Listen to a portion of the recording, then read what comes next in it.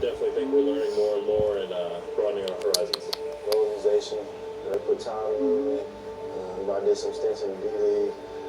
I just worked hard and, waited for my time, my opportunity. And when I got my name called, I was ready for the opportunity to take it. We've been given such a fortunate lifestyle and such a platform to be able to help others that, anytime we can reach back out and, make somebody smile or make somebody's day or, just make the day easier on somebody, going through a hard time. It's a really humbling experience, and I love doing that. To be that 10-year-old kid in Akron, Ohio, writing letters to soldiers.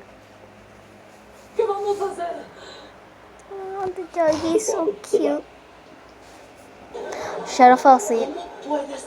Shadow fell asleep, Dad. Yeah. Because you're right here. You're right at the pinnacle. You can touch it, you can see it, you smell it. It's about being a champion. Not everybody can say that, because not everybody is. So look in that reflection right there. What do you see? I